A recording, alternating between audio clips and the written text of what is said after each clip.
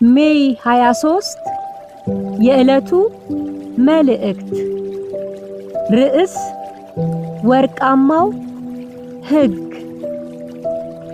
እንግዲህ ሰዎች ሊያደርጉላቸው የምትወዱትን ሁሉ እናንተ ደግሞ እንዲሁ አድርጉላቸው፣ ሕግም ነቢያትም ይህ ነውና።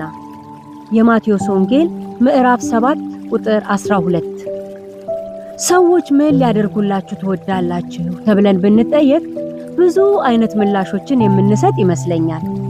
ከነዚህም መካከል እንዲወዱን፣ እንዲያከብሩን፣ ደስታችንና ሐዘናችንን እንዲካፈሉን፣ ክፉ ነገር እንዳያደርጉብን፣ ብቸኝነት እንዳይሰማን ወዳጆች እንዲሆኑን፣ ታማኞች እንዲሆኑና የመሳሰሉት ተጠቃሾች ይሆናሉ። ጥያቄውን ወደኛ መልሰ ነው እኛስ ለሰዎች ምን ልናደርግላቸው እንወዳለን? እኛ ከእነርሱ እንደምንጠብቀው ሁሉ እነርሱም ከእኛ ይጠብቃሉና።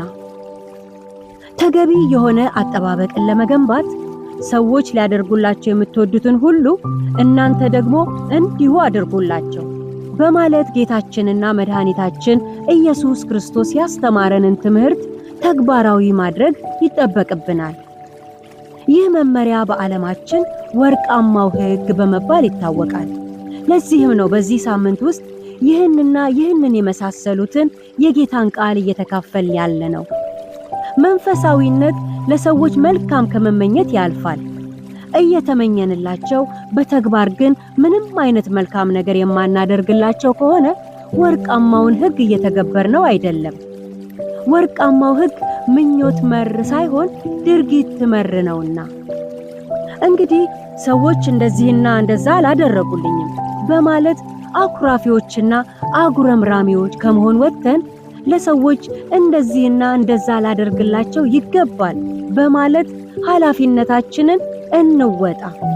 መልካም ተግባርን እኛ ስንጀምር ምሳሌነታችንን አይተው ሌሎችም ይከተሉናል። ያደረግነው መልካም ነገር ዞሮ ምላሹ ያገኘናል። ተግባራዊ ነው ወርቃማው ሕግ።